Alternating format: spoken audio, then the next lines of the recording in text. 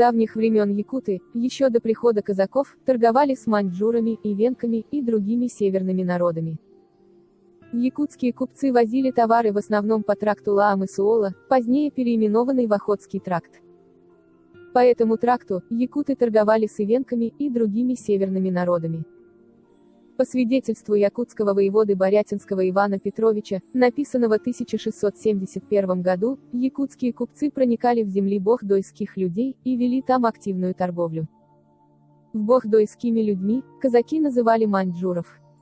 В Якутии в конце XIX – в начале XX века действовали от 10 до 20 крупных, от 100 до 126 средних и от 300 до 400 мелких торговцев. В 1869 году император Российской империи Александр II дал якутам беспошлинное право ввоза и вывоза товаров через все порты Охотского моря, также освобождались от накладных расходов на Ирбитской и Нижегородской ярмарках. В данный поступок связан с тем, что якуты помогли присоединить к России северные территории, Камчатку и североамериканские территории. Доставка товаров через порты Охотской Аян обходилась дешевле, чем доставка речным путем по Лене. На ленских приисках якутскими купцами ежегодно сбывалось до 60 тысяч голов скота, 15 тысяч пудов масла, уровень рентабельности якутских купцов исчислялась миллионами. В Нилькан съезжались якутские купцы и выменивали у ивенков, живущих по реке Мая пушнину, на привозимую с собой товары. Количество товаров, идущих через порты Охотской Аян, с каждым годом возрастало. Якутские купцы возили в Канаду и Америку в основном бивни мамонта, пушнину и кожу и другие товары. Привозили трактора, швейные и типографские машины, жнейки, косилки, плуги и другие товары. Купечество Якутской области ревниво оберегало себя от посторонних и чуждых гостей. Выгодность доставки товаров через Аян и Охотск стала очевидна, и купцы, пользующиеся этим путем, согласились вносить определенную плату с каждого пуда товара, с иностранных товаров по 40 копеек, с российских по 20 копеек для образования особого капитала, из которого должны производиться расходы на ремонт пути. Деньги передавались владельцам пути, братьям Сивцевым. Известно также, что пароходы добровольного флота берут за доставку из Владивостока в порты Охотского моря с пуда по 30 копеек. Некоторые якутские купцы, в конце XIX – в начале XX века в своих торговых книгах использовали рунические письмена. В Якутском государственном музее истории и культуры народов Севера имени Емельяна Ярославского хранится торговая книга купца из Верхоянского округа, которая написана рунами записи торгово-экономических операций. В 40-е годы XIX века путешественник в своих очерках о Якутии писал: «В куда вы не придете в дом, вам подносят рюмку Мадеры, а потом чай. На вечерах столы трещат под вареньями и конфетками, чай подают 3 раза в продолжение вечера, кофе пьют редко. Шампанское пьют даже в Колыме. Но господствующий напиток Мадера. Наливки очень редкие, первое место между ними занимает дикуша род смородины, которую привозят мерзлую солдана. В некоторых домах щеголяют иркутскую облепихою». Одним из первых русских писателей, посетивших Якутию, был Иван Александрович Гончаров. С 1852 по 1854 годы он участвовал в качестве секретаря адмирала Путятина в экспедиции на военном фрегате «Паллада». Выйдя из Кронштадта, русские моряки побывали в Англии, Африке, странах Юго-Восточной Азии, Китае и Японии. В феврале 1855 года Гончаров вернулся в Петербург сухопутным путем, через Якутию. Свои впечатления он затем опубликовал в цикле очерков «Фрегат Паллада», где с большим художественным мастерством изобразил природу, психологию, быт и нравы жителей Якутии, в частности, Якутска. Он писал, что купцы здесь порядочные, воспитанные и грамотные. Они совсем не похожи на наших купцов. Они не носят бород и ходят в европейском платье. Нет резкого неравенства в обществе. Как правило, кроме торговли, эти купцы имели промышленные предприятия, транспортные средства, пароходы и баржи, занимались ростовщичеством, были крупными владельцами недвижимости. В хозяйствах местных богачей-якутов можно было увидеть паровые мельницы, механические молотилки, собственные электростанции, мощные многотонные морозильники-ледники, вырубленные в вечной мерзлоте. Для вхождения в состав купцов первой гильдии, капитал купца должен быть от 10 тысяч до 50 тысяч рублей, членами второй гильдии могли стать обладатели капитала размером от 5 тысяч до 10 тысяч рублей. И, наконец, купцы третьей гильдии, от 1000 до 5000 рублей. Объявление капитала было делом чести, и никакие доносы на утайку капитала и имущества не принимались. Оговаривались объемы и сферы предпринимательства. Члены первой гильдии могли вести заграничную торговлю, владеть морскими судами. В купцы второй гильдии только речными. Принадлежность к первой и второй гильдии давала право внутренней оптовой и розничной торговли, позволяла иметь фабрики и заводы. Купцы третьей гильдии могли вести мелкую торговлю по своему городу и уезду, содержать трактиры и постоялые дворы, заниматься ремеслом. При активном участии губернатора Якутской области, Ивана Ивановича Крафта, и якутских купцов 18 октября 1911 года, заработала первая якутская телефонная станция. В этот день у жителей Якутска появились телефоны. Еще с 1911 года, общественный деятель Семенов Алексей Алексеевич предлагал построить в Якутске электростанцию, но средств не хватало. Для постройки электростанции нужно было собрать 100 тысяч рублей. По просьбе губернатора Крафта, из императорской казны, на этот проект было выделено 20 тысяч рублей. Крупная сумма была выделена генерал-губернатором Восточной Сибири Князевым Леонидом Михайловичем. В январе 1914 года, Крафт и купцы собрали остатки необходимой суммы для постройки электростанции. И электростанция германского производства завода Генриха Ланса прибыла в Якутск в разобранном виде и собрана. В этом видео будет информация о некоторых купцах, меценатах. Все якутские купцы, промышленники и производители сельхозтоваров занимались благотворительностью. Мы расскажем вам о некоторых из них. Попов Константин Алексеевич Тинюку. Уроженец Алтанского наслега, 1753 года рождения. В 1788 году был награжден серебряной медалью за помощь географической и астрономической морской экспедиции, которым командовал начальник корабельного флота, капитан второго ранга Иосиф Биллинс. Мегинцы, в 1812 году, по инициативе главы Улуса Скрябина, старосты старшин, в связи с нашествием Наполеона, пожертвовали 3950 рублей, лично Константин Алексеевич Попов, 500 рублей, а старшины наслегов, Аксентий Стручков, Егор Стручков, Петр Стручков, еще 500 рублей. В том же году, собрали пожертвования по поводу пожара в Москве.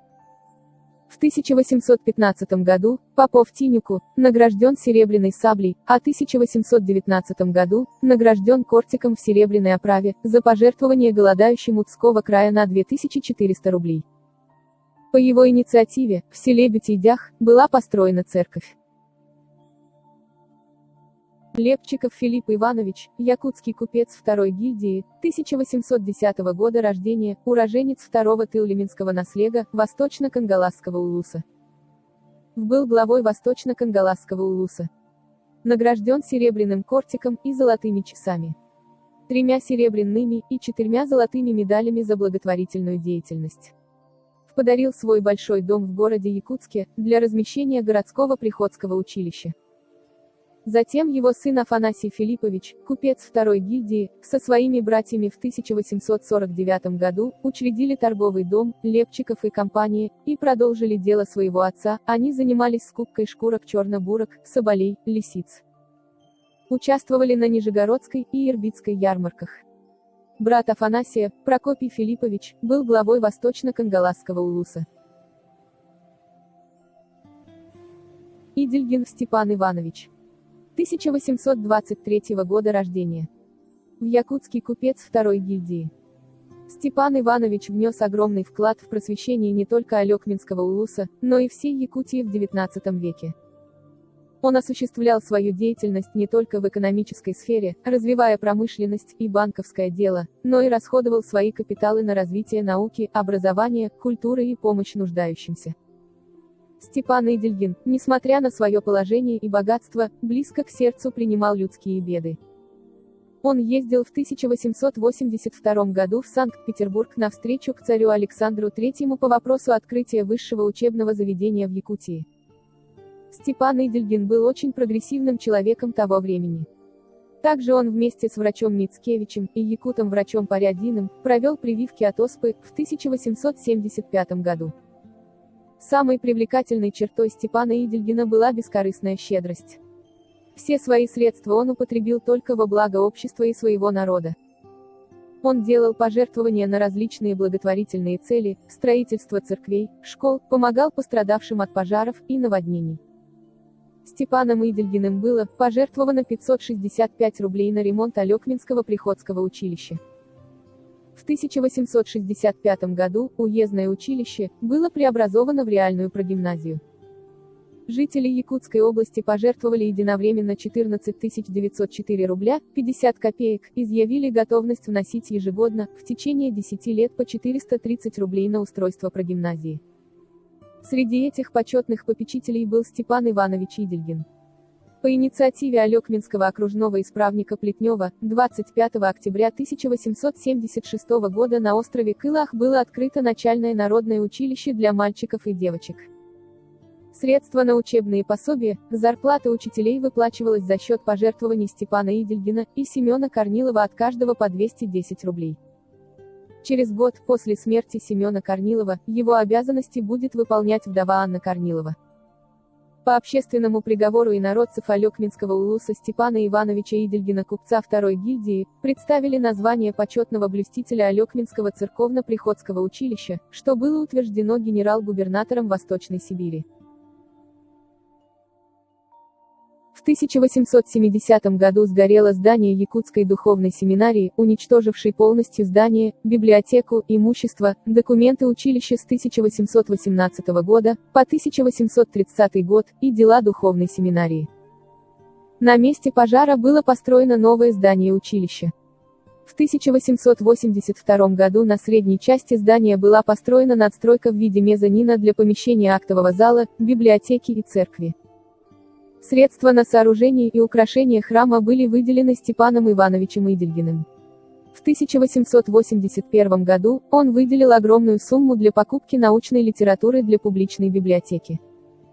Также Степан Идельгин выделил 3000 рублей, на проценты этой суммы содержалась школа до Октябрьской революции. На Нирюктяйскую школу, на внесенные им 3000 рублей, добавил еще 3000 рублей, которые были обращены в процентные бумаги. Степан Идельгин вместе с золотодобытчиками выделил 7147 рублей Якутской женской прогимназии для зарплаты воспитателей и выделил деньги для строительства пансионата для бедных детей. Всю свою жизнь Степан Идельгин на нужды населения делал крупные пожертвования на строительство дорог, мостов, школ, церквей. Помогал пострадавшим от пожара, наводнения. Общая стоимость пожертвований Идельгина при жизни достигла огромной суммы.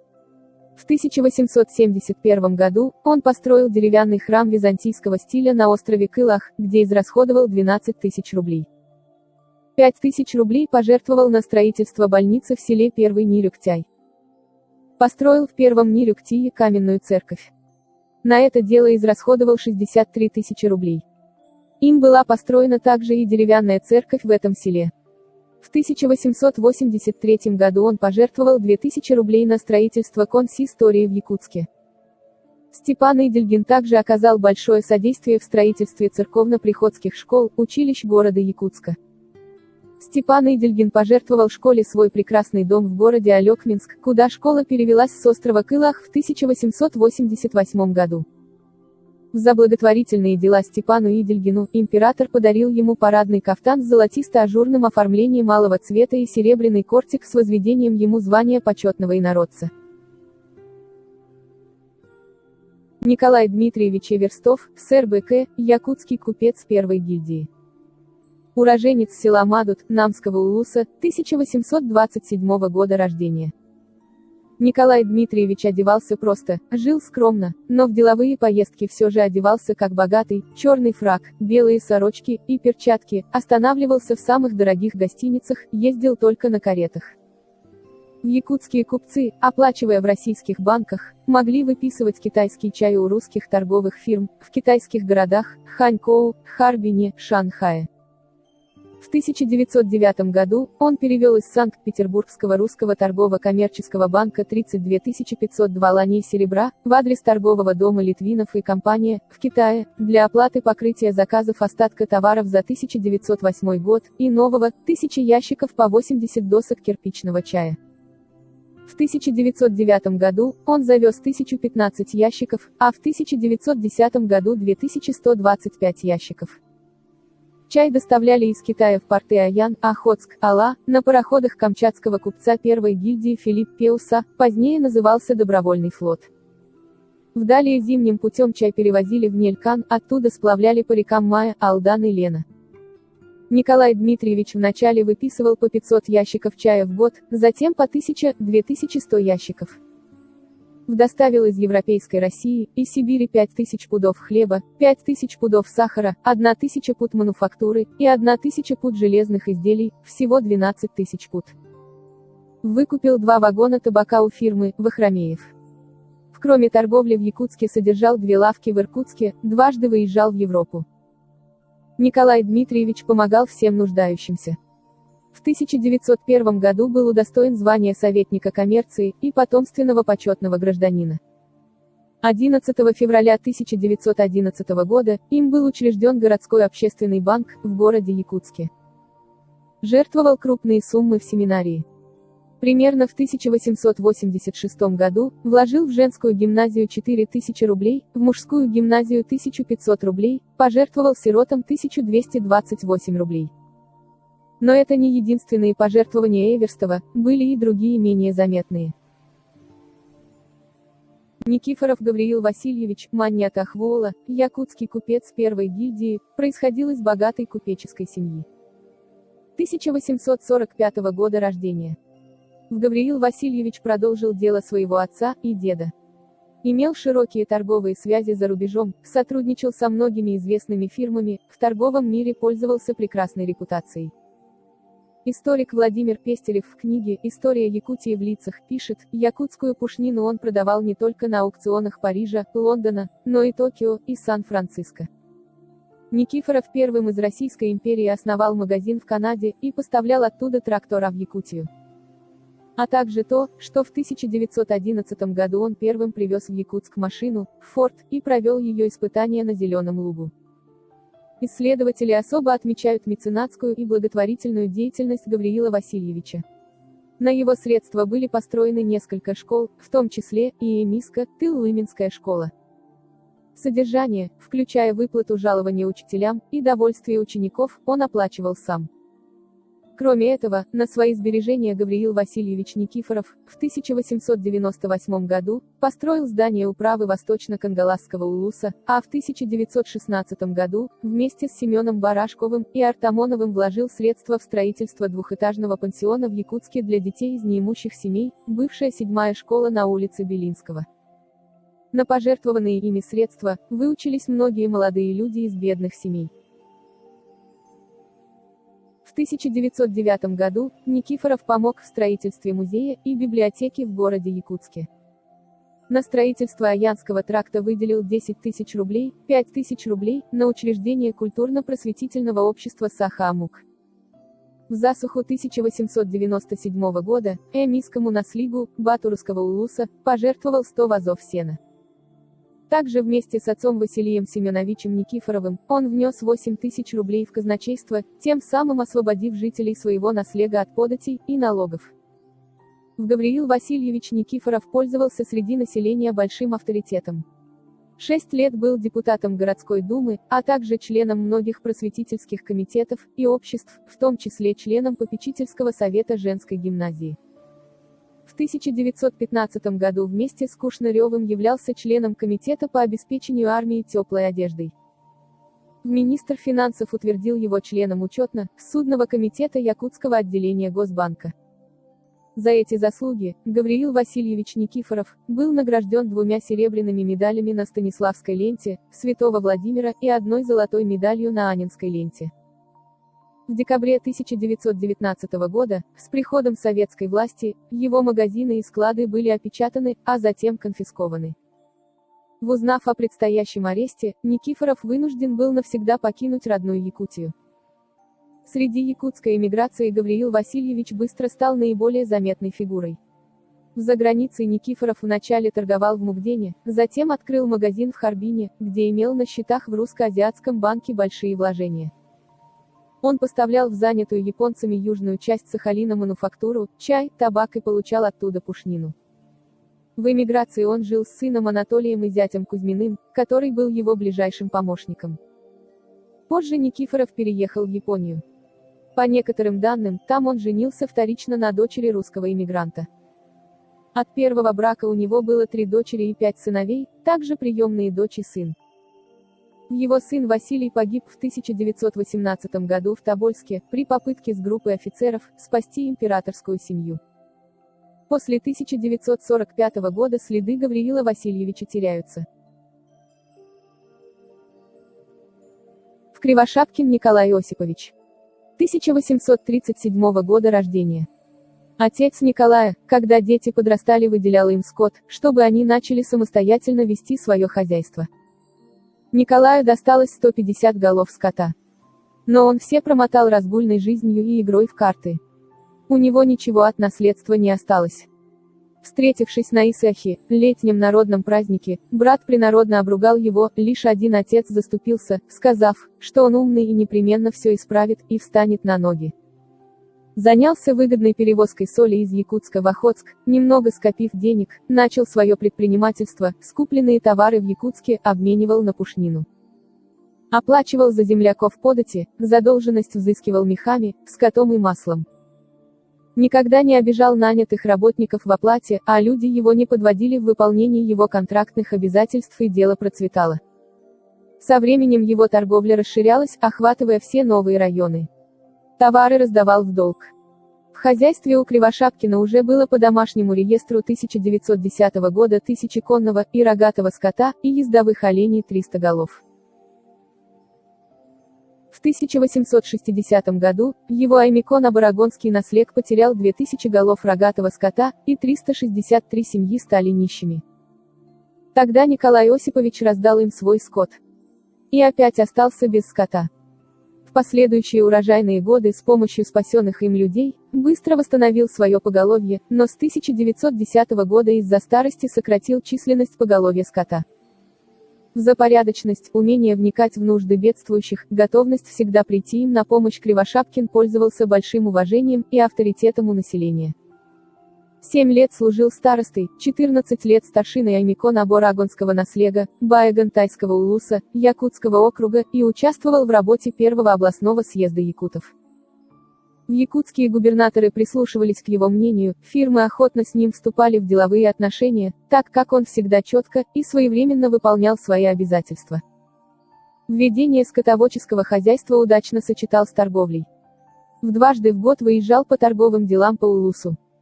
В первом выезде с писарем и работниками с многочисленным обозом, нагруженными товарами по условию раздавал муку, чай, мануфактуру и другие товары населению. Затем, в июле, во втором выезде по улусу, собирал пушнину, масло и скот, который отправлял в Якутск. Также зарабатывал на извозе грузов, держал в своих руках перевозку грузов в нескольких северо-восточных регионах. Помог экспедиции Черского лошадьми, продуктами и проводниками. В голодные годы с марта раздавал бедствующим 20-30 коров для пользования, также выдавал хлеб, сено и денег на 14 923 рубля. В голодающим Мимельским и Венкам 15 400 рублей, а в 1916 году бедным землякам передал 8 тысяч рублей. Николай Осипович известен как крупный меценат и благотворитель в области. За 1894-1913 годы он внес 11 550 рублей в оплату податей, в основном за свой наслег. Подати и общественные нужды стал погашать процентами банковских билетов.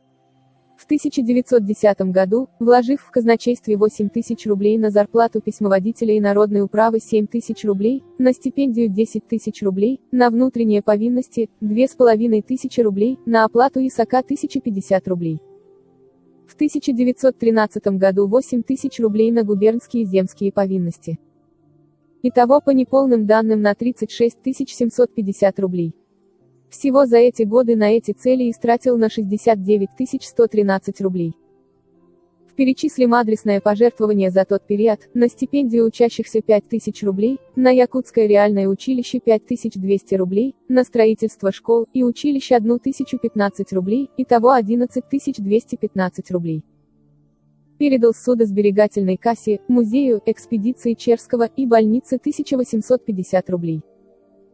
Кроме того, в 1915 году построил двухэтажный пансион на каменном фундаменте для обучения детей в городе Якутске, школа номер 5.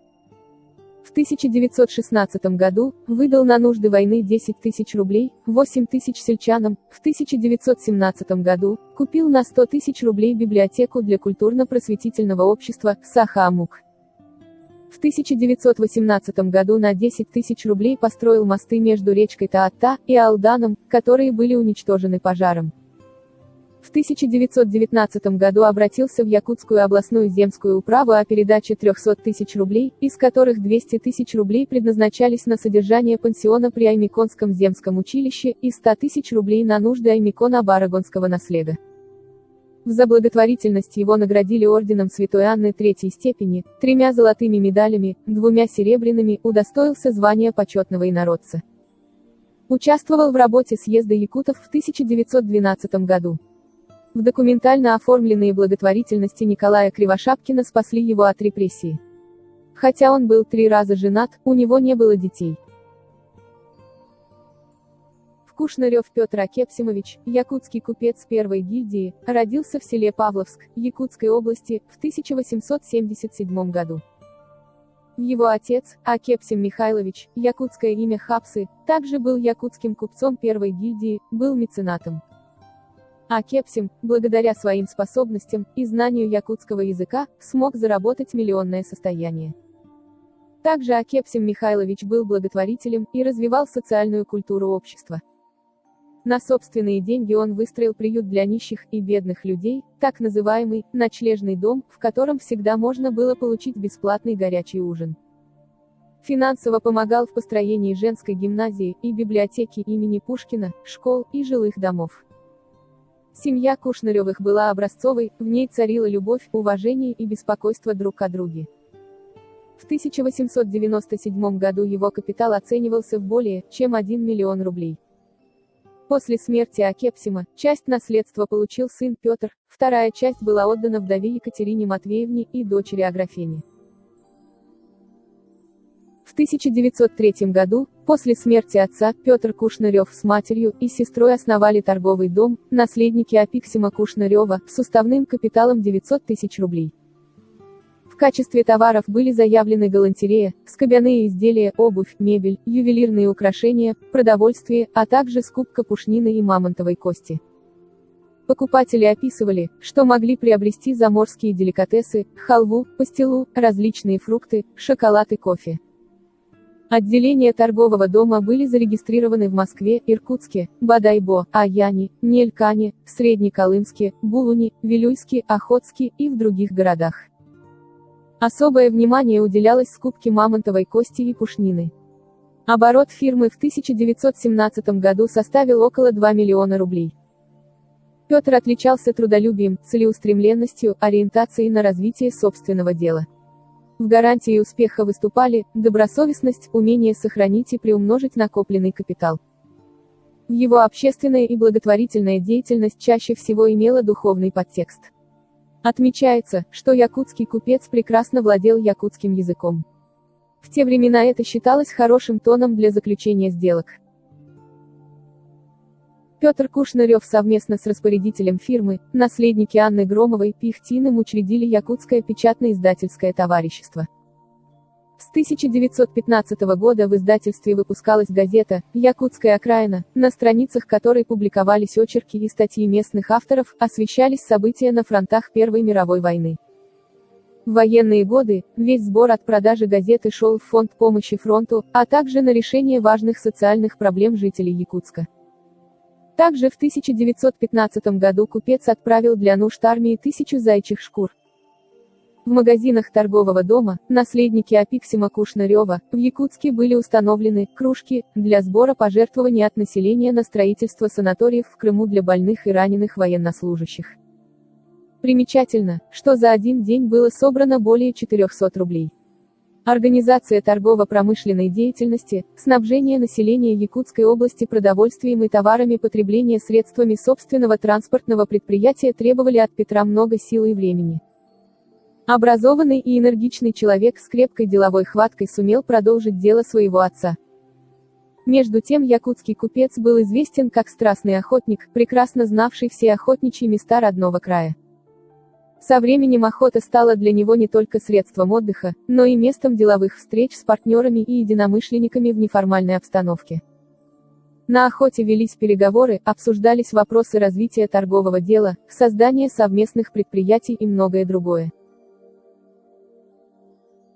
Петр Кушнарев был членом Якутского благотворительного общества, учрежденного в 1880 году, был попечителем Совета женской гимназии, Сиротского детского приюта, был соучредителем Якутского отдела Императорского географического общества, оказывал содействие научным географическим экспедициям, был главным пожертвователем при строительстве публичной библиотеки в городе Якутске, участвовал в миссионерских обществах, попечительских комитетах. При его инициативе купцы и городской глава вложились в строительство ночлежного дома. В том месте, где сейчас находится якутская птицефабрика, он построил свою дачу. Он не только торговал соболями, занимался транспортом и промышленностью, но и первым начал племенное разведение лошадей и крупного рогатого скота, открыл пушной питомник лисиц. В начале 20 века на базе дачи Кушнаревых функционировала целая сеть направлений от племенного дела лошадей и крупного рогатого скота до пушного питомника лисиц. В Якутск привозили коров из Монголии, Бурятии, чистокровных скакунов, аж из Голландии. Из разных улусов Якутии были собраны лисицы, и с 1914 года начато клеточное звероводство. Мясо коров и лошадей поставлялось золотодобытчикам Бадайбо. На базе племенного рассадника впоследствии был создан племхоз. Кушнарев обсуждал с крупными поставщиками большой план строительства железнодорожной ветки до Якутска на свои деньги без дотаций. Возможно, они были бы выполнены, если бы не революция. В 1919 году предприятия якутского купца Кушнарева прекратили свое существование. Все имущество семьи было национализировано. Кушнарев вместе со своей семьей эмигрировал в Китай. Здесь он продолжил свою предпринимательскую деятельность, войдя в состав учредителей и совет директоров фирмы Олаф Суинсон и компания. Одним из направлений коммерческой деятельности фирмы было снабжение населения Якутской и Камчатской областей товарами потребления. Находясь в эмиграции, Кушнарев надеялся вернуться обратно. Он был охвачен идеей помощи населению родного края, так как считал, что это поможет восстановить экономику республики, сделает ее мощной и независимой. Кушнарев в своем письме от 11 июля 1922 года писал: «Со своей стороны прошу вас передать всему якутскому народу, что его нужды близки моему сердцу, и что я считаю своим долгом работать для интересов населения, а по наступлении благоприятных условий, вернуться в край лично и помогать возрождению его по американскому масштабу. От души желаю населению Якутского края всего лучшего». Однако, его планам не суждено было сбыться. Петр скончался в Циндао, на 73-м году жизни. Спустя 7 лет его супруга и дочь переехали в Вашингтон. Громова Анна Ивановна. Состояла в первой гильдии якутских купцов. Возглавляла крупнейшую в Якутской области торгово-промышленную фирму. На ее средства издавались немало трудов политических ссыльных, в том числе якуты, Вацлава Серышевского. Ее отец стал прототипом в романе Шишкова «Угрюм река» Прохора Громова. Родилась в 1842 году, в Архангельске. Они всей семьей переехали в Иркутск, в конце 60-х годов. Отец, в Иркутске начал заниматься торговлей мануфактурой, чаем, хлебом. Громов был зачислен в первую гильдию иркутского купечества. В 1870-х годах он приобрел в единоличное владение и совместно с другими купцами золотые прииски в Иркутской области. Громов Иван был членом попечительского совета Якутской женской прогимназии и поддерживал материально. Громов был зачислен в якутское купечество. После смерти купца в 1896 году руководство фирмы взяла на себя Анна Ивановна Громова, сумевшая не только возглавить крупнейшую в Якутской области торгово-промышленную фирму, но и расширить ее. В Громова не рисковала, она попросту постепенно расширяла свою торговлю. Так, она с сыновьями основала торговый дом Громова и сыновья. Фирма имела пароходство по Лене, начало ему было положено приобретением в 1897 году парохода «Лена». В 1911 году фирма располагала уже 4 пароходами и 5 баржами. В 1912 году, по данным Якутского отделения Русско-Азиатского банка, состояние фирмы оценивалось 5 миллионов рублей. Товары фирмы славились и за рубежом. В Громова вела торговлю в Европе. Представителем фирмы в Лейпциге был зять Анны Ивановны Митрофан Васильевич Пихтин. В 1910 году Громова купила у торгового дома «Щелкунов» и «Метелий» торговые заведения в Киренске. В Иркутске Анна Громова имела на Тихвинской, ныне улица Красной Звезды, каменную усадьбу. Владела золотыми приисками в Акшинском, Верхнеудинском, Алекминском и Читинском округах. В пароходы Громовой освоили притоки Лены, поднимаясь до села Сунтар, по Вилюю, и до устья реки Мая, по Алдану. Наиболее известной книгой, изданной на деньги Громовой, считается работа Полицильного Серошевского, который провел в Якутии 12 лет, и в 1894 году завершил свой главный труд «Якуты». Еще в рукописи, эта работа была удостоена малой золотой медали Всероссийского императорского географического общества, которое постановило напечатать сочинение Серошевского, но не располагало денежными средствами для этого. Деньги для издания были пожертвованы Анной Громовой.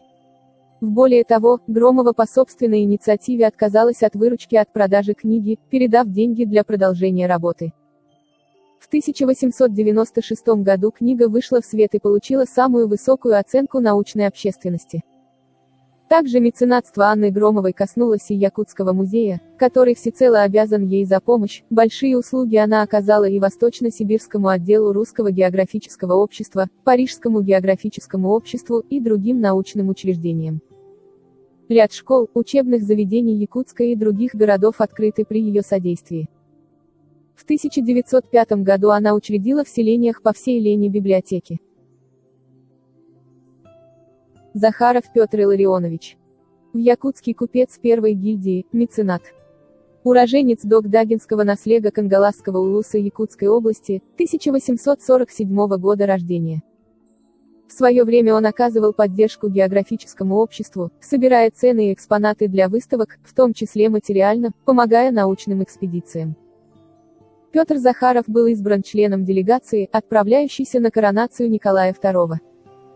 В течение 19 лет он являлся главным попечителем Якутской женской прогимназии, гласным Якутской городской думы, членом Якутского тюремного комитета, старостой Якутского кафедрального и Троицкого соборов, Преображенской церкви, старостой и членом Якутского купеческого общества, действительным членом Епархиальной православной миссии, сотрудником Императорского географического общества России, а также сотрудником географических обществ Франции, Германии и Испании. В 1883 году он передал большой дом с флигелем и усадьбой для открытия в нем женской прогимназии, а также 500 рублей для приобретения учебной литературы. Петр Илларионович Захаров родился в роду Ор-Сют, в многодетной семье и из-за нужды, был вынужден вместе с другими своими братьями перебраться в город Якутск. Сначала они работали наемными работниками, а затем занялись своим делом, постепенно став купцами. В 24 декабря 1901 года произошел большой пожар, в котором сгорели много домов, сгорел дотла большой двухэтажный дом купца Петра Захарова. Купец понес убыток 32 тысячи рублей. Братья Захаровы, Петр, Константин, Тихон и Федор, все стали довольно видными членами купеческой гильдии, однако именно Петр Захаров смог добиться выдающихся успехов. Петр Захаров был попечителем женской прогимназии в течение 19 лет. Был гласным Якутской городской думы, членом Якутского тюремного комитета, старостой Якутского кафедрального Троицкого собора и Преображенской церкви, старостой и членом Якутского купеческого общества, сотрудником журнала «Известия Российского географического общества». В 1876 году купец Захаров был удостоен бронзовой медали «Известия Российского географического общества» за участие в экспедиции потомственного почетного гражданина Фунтусова для исследования водного пути между Обью и Енисеем. Супругой Петра Захарова была Анна Степановна Захарова, старшая дочь Анастасия, от первого брака, а также в семье были малолетние дети от второго брака. Петр Илларионович Захаров много жертвовал в неурожайные 1887-8 годы, в период голода. Своему селу, Дагдинскому наследку, восточно-кангаласского улуса, Якутского округа выслал продовольственных припасов более чем на 500 рублей. Был награжден орденом Станислава III степени, 4 золотыми на Андреевской, Владимирской, Станиславской и Анненковской лентах, и 3 серебряными медалями, значками и дипломами географических обществ России, Франции, Германии и Испании, а также получил благодарность от императора Николая II и нескольких генерал-губернаторов Восточной Сибири. После смерти Петра, его вдова познала все трудности жизни без своего любимого мужа и кормильца семьи. В семье было много детей. Дочь от первого брака, 22-летняя Анастасия, от второго брака, Анна 8 лет, Петр 6 лет, Ксения 7 лет, Василию было 1,5 годика и грудная Анна. Семья жила на деньги, вырученные от сдачи магазина, в аренду. Антипин Иван Прокопьевич. В якутский купец первой гильдии. Уроженец второго нахаринского наслега Амгинского улуса. 1878 года рождения. Был совладельцем торгового дома Антипин и Никифоров, распорядителем Северного торгово-промышленного товарищества торгового дома Кушнарёва и Антипин, членом Якутского отдела общества изучения Сибири и улучшения быта. Был крупным меценатом. В эмиграции жил в японском городе Хакодате. Алексеев Степан Прокопьевич, Боахут. В якутский купец второй гильдии. Уроженец бестяхского наслега Мархинского улуса, ныне Нюрбинского улуса. Родился в 1865 году, в зажиточной многодетной семье. Его отец Алексеев Прокопий, Буска, в течение 25 лет был старостой бестяхского родового управления. Степан, окончив Мархинское училище, поступает в якутскую протогимназию. После учебы возвращается в родное село. Но его не устраивала жизнь в глухой деревне, и вскоре уезжает в Бодайбо, на работу в золотых приисках. В грамотного молодого человека сразу же замечает хозяин прииска, Иван Громов, и он становится его помощником. Для вхождения в якутское купечество Громову, нужен был человек якутской национальности. Громов назначает его представителем в Якутской области, и выделяет ему 2 парохода, «Сынок» и «Диктатор». Степан, проработав на Громова 20 лет, начинает свою торговую деятельность. На свои средства построил здание родового управления, караульный дом, внес средства на строительство Чаппандинской церкви, Средневилюйской лечебницы и Вилюйского выселка прокаженных. В 1912 году построил Чаппандинскую церковно-приходскую школу. В 1914 году он сделал пристрой к школьному зданию.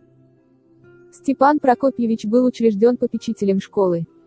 При его управлении улусом проложили телеграфную линию от Нюрбы до границы с Верхневилюйским и Сунтарским улусами. И в 1914 году открылось почтово-телеграфное отделение. В связи с этим император Николай II выразил благодарность всем нюрбинцам, купцам, крестьянам местности Нюрба. Степан Прокопьевич за благотворительную деятельность получил от императора именные золотые часы на золотой цепочке с изображением государственного герба. Кроме того, он награжден 7 медалями, 2 золотыми на Анненской ленте, 2 серебряными на Станиславской ленте, 2 бронзовыми. Семен Петрович Барашков. 1876 года рождения. Уроженец восточно-кангаласского улуса, наслега Качекадцы.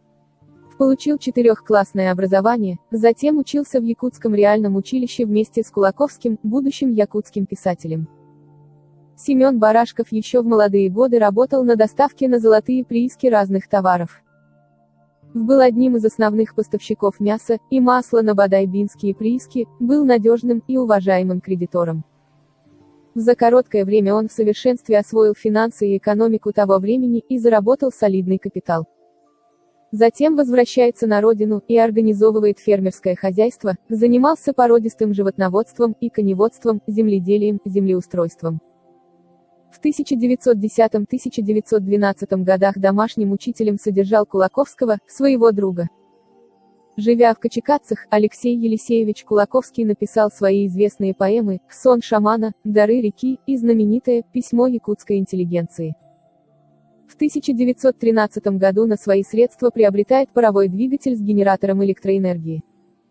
В домах, школе, больнице, скотопомещении появляется первый электрический свет. У него были водяная мельница в местности, булус, паровой двигатель, пилорама, мельница на паровой тяге, современные плуги, культиваторы, сеялки, веялки, молотилки и другие механические средства. Построил больницу на 12 мест, нанял фельдшера. Была ветеринарная служба. В 1916 году с Тимофеевым построил школу для детей округа, где бесплатно учились, независимо от сословия и происхождения. Это была церковно-приходская школа, а позднее было построено новое здание, которое меценаты просили принять как скромный дар на просветительское дело сородичей. За личный вклад и сбор средств на строительство Жамконской Николаевской церкви был награжден медалью со Станиславской лентой, избирался церковным старостой. В его имя носит Качекадская средняя школа. Астраханцев Федот Васильевич. В якутский купец первой гильдии. В 1848 году родился в Якутске, в семье военного. Получил хорошее образование, окончив уездное училище. Прекрасно разговаривал на якутском с детства. Женился на дочери священника, вырастил 2 сыновей. Федот Астраханцев построил в городе Якутске вино-водочный завод. Опекал школы, гимназии, приюты и больницы. Построил реальное училище, вложив 130 тысяч рублей. Был старостой града Якутской Преображенской церкви. В 1888 году в городе открыли приют для детей, чьи родители находились в тюрьме, его разместили в доме, который Астраханцев купил специально для малышей. И еще одному приюту при Якутском кафедральном соборе благотворитель подарил свое имение. По инициативе купца Петра Кушнарева, Астраханцев, как и другие купцы, вложился в ночлежный дом для нищих и бродяг. Также Астраханцев открыл дешевую столовую, которая пользовалась в городе огромной популярностью.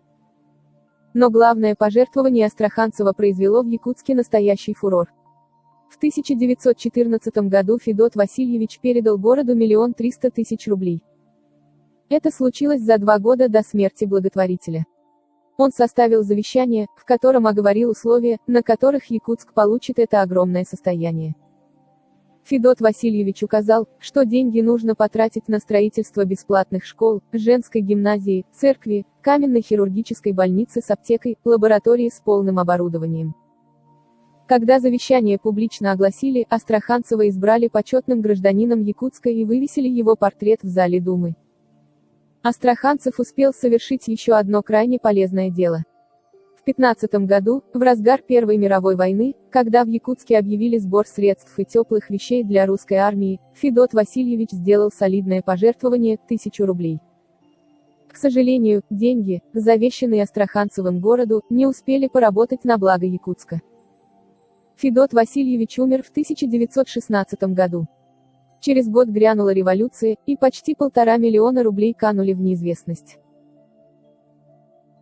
Аверинский Николай Алексеевич. В якутский купец первой гильдии. Уроженец города Якутска. В гласной городской думы, член земской управы Якутской области. В фирме Аверинский и компания работали жена Мария Васильевна и родственники. Братья Аверинские были меценатами, на их средства был выстроен деревянный дом, квартира директора прогимназии во дворе школы 2-й ступени, были попечителями этой школы. Во время революции эмигрировали в Харбин. Николай Алексеевич участвовал в финансировании добровольческой дружины генерал-лейтенанта Пепеляева. Соловьев Герасим Иванович. Уроженец 2-го Тылыминского наслега, Восточно-Кангаласского улуса, 1834 года рождения. Глава Восточно-Кангаласского улуса, член Императорского географического общества, попечитель женской гимназии, меценат. Делал крупные пожертвования в пользу женской гимназии, детского приюта в городе Якутске, на свои средства построил школу и часовню в Улусе. В 1873 году, по решению глав 12 наслегов Восточно-Кангаласского улуса было постановлено открыть в Улусе народное училище. Здание училища на свои средства построил в наследие Росса-Лода, Соловьев Герасим Иванович. В 1874 году состоялось официальное открытие училища. За благотворительную деятельность Соловьеву Герасиму было присвоено звание почетного инородца, награжден серебряным кортиком, золотым перстнем с бриллиантами, золотыми часами с гербом Российской империи, 3 золотыми и 3 серебряными медалями за усердие, серебряной медалью на Станиславской ленте, золотой медалью на Анненской ленте. От императора Александра III золотые медали на Андреевской, Александровской и Владимирской лентах. Васильев Иван Гаврилович, якутский купец второй гильдии. 1853 года рождения. Был самым старшим из 4 братьев Михаила, Василия, Лавра. В каждый из них внес свою лепту на развитие Якутии. Васильев Иван Гаврилович был личным почетным гражданином, удостоенным этого звания по высочайшему повелению в 1903 году.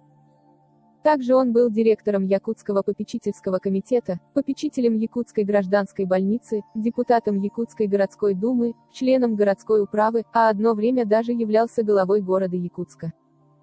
Васильев был лично знаком с императорами Александром III и Николаем II. Известно, что у него была большая домашняя библиотека, считался любителем-собирателем рукописей по истории Якутии, занимался исследовательской работой по изучению природы края. В 1869 году он окончил Якутское уездное училище, в 1873-1875 годах работал учителем при Намском начальном народном училище в селении Конта-Крест, так раньше называлось село Намцы.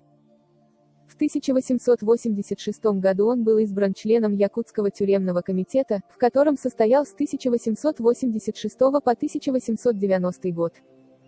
8 февраля 1890 года по докладу Министерства внутренних дел, был утвержден в звании директора Якутского попечительского комитета. Начиная с 1890 года, по 1893 годы, он заведовал хозяйственной частью Якутского приюта для арестантских детей. В 1894 году он был избран депутатом Якутской городской думы. В 1897 году он стал членом городской управы и тоже работал до самой революции, одновременно, с 1898 по 1908 год, был казначеем управы. Кроме этого, согласно архивных данных, Иван Васильев был членом подготовительной комиссии о порядке выделения, хранения и обращения городских благотворительных капиталов. Он был награжден 3 медалями: золотой, на Станиславской ленте, серебряной с надписью «За усердие», на Станиславской ленте, за пожертвование бедным общественникам поставки хлеба в неурожайные годы, и светло-бронзовой, в память 300-летия царствования дома Романовых. Кроме этого, Иван Гаврилович был награжден золотыми часами из кабинета Его Императорского Величества с цепочкой и с гербом Российской империи, а также серебряным жетоном в память священного коронования Их Императорского Величества 14 мая 1896 года. К сожалению, деятельность Ивана Васильева недостаточно изучена. Брат Ивана Васильева, Михаил Гаврилович, в 1902 году, совместно с Гавриилом Васильевичем Никифоровым Манни-Атахуола, учредили торговый дом Михаил Васильев и Гавриил Никифоров. Его первая жена, Евдокия Алексеевна Аверинская, являлась соучредителем торгового дома Аверинский и компания. Ларионов Михаил Прохорович. Якутский купец второй гильдии, родился в 1856 году, в Первом Нахаринском наследии, в местности Аламкюэль. Жена Анна Матвеевна Ларионова. В Якутске он владел 2 магазинами и гостиным домом, торговал пушниной, занимался золотодобычей. Был меценатом, строил школы, организовал строительство церкви в Аламкюэле, а также и другие благотворительности. Был членом якутской делегации, принявшей участие в коронации Николая II в 1896 году в Петербурге. После революции Ларионов потерял все имущество, тем не менее, ему удалось скрыться в одном из отдаленных наслегов, где он вместе с семьей прожил еще много лет. Марков Николай Васильевич, якутский купец второй гильдии. Занимался хлебной торговлей. В голодные 1840-е годы пожертвовал 500 пудов муки барагонским якутам, ныне Усть-Алданский улус, бесплатно выдавал хлеб нуждающимся и спас сотни людей от голодной смерти. Эверстов Николай Тимофеевич, Кытаина-Пагонер, родился в 1862 году, в Мегинском улусе, в поселке Тулагино. Крупный землевладелец и хлебороб, который организовал одну из первых сельскохозяйственных артелей Якутии. В 1907-1908 годах избирался главой Мигинского улуса. Участник Инородческого съезда 1912 года. В 1879 году окончил 6 классов прогимназии. Николай Тимофеевич успешно занимался сельским хозяйством. В 1900 году в Тулагино организовал крупное фермерское хозяйство по выращиванию пшеницы. В 1919 году он организовал опытную молочную ферму. У Эверстова в артели было много сельскохозяйственной техники, включая трактора. В Тулагино, на заимке Эверстова, в 20-х числах марта 1922 года, произошло крупное сражение. Этот бой вошел в историю Якутии как «бой у Эверстовской заимки». Санников Яков Федорович, якутский купец второй гильдии, 1844 года рождения, меценат, помогавший экспедициям Александра Бунги, Эдуарда Толля, Фритьефа Нансена, внук промышленника Якова Санникова-старшего, потомственного почетного инородца. Санников Яков-старший, родился в Устьяне, знаменитый исследователь Новосибирских островов, искал землю севернее Новосибирских островов, на сотни километров. Санников Яков-младший, родился в Устьяне, владел торговой фирмой, имевшей филиалы в Якутске и Булуне. В заново отстроенном и отчасти отреставрированном районе Якутска, историческом центре города под названием Кружало, на месте старого двухэтажного дома купца, стоит его копия. Имел одного сына и двух дочерей. Жена Анастасия. Младшая дочь Ирина Яковлевна родилась в селе Казачьем. Вышла замуж за якутского купца из западно-кангаласского улуса Павлова. Их старшая дочь, внучка купца Санникова, Крылова Татьяна Ивановна, известный фтизиатр, первая из якутских женщин, доктор медицинских наук, одна из основателей высшего медицинского образования в Якутии. Санников Яков-младший умер в 1908 году, в селе Казачьем. Похоронен на старом Булунском кладбище. В Якутске писатель Алексей Елисеевич Кулаковский в своем знаменитом письме «Якутской интеллигенции» в 1912 году писал, что среди якутских купцов, предпринимателей и представителей интеллигенции встречаются люди с благородным порывом замечательного патриотизма, ожидающие только всеобщего воззвания к культуре и просвещению и готовые поступиться тысячами из своих доходов ради блага Родины. Это видео сделано по трудам известного якутского историка Попова Григория Андреевича. Григорий Андреевич родился 25 ноября 1887 года, в Актемском наследии, западно-кангаласского улуса, Якутской области в семье священника из русских старожилов. В 1917 году он окончил Казанскую духовную академию со степенью кандидата богословия. Преподавал историю, автор многих научных трудов по истории Якутии, инициатор исторического образования, преподавал краеведение в школах, в среднеспециальных учебных заведениях города Якутска. Был заведующим областного краеведческого музея, архивистом Центрального архива, научным сотрудником территориального управления и заведующим отделом краеведческой республиканской библиотеки. В 30-х годах попал под репрессию, был осужден к 5 годам заключения. Умер в 1942 году, в Карагандинском лагере. И еще в этом видео использованы труды Васильева Василия Егоровича, Харыс-Хал, известного историка, публициста, писателя, драматурга и общественного деятеля. Был членом Союза писателей СССР. В 2018 году за значительный вклад в развитие современной якутской литературы, драматургии и театрального искусства республики, многолетнюю творческую плодотворную деятельность Василий Васильев Харыс-Хал удостоен почетного звания «Народный писатель Якутии». Помимо творческой деятельности занимался общественно-политической работой, избирался депутатом Верховного Совета Якутской АССР 11-го созыва. Также были использованы труды современного историка Владимира Пистерева, кандидата исторических наук. Владимир Пестерев был пилотом, работал в Министерстве транспорта и связи, консультантом-экспертом в аппарате правительства Республики Саха-Якутия. Был заместителем директора по учебной части Якутского авиационного технического училища гражданской авиации, а также по статьям многих историков и исследователей.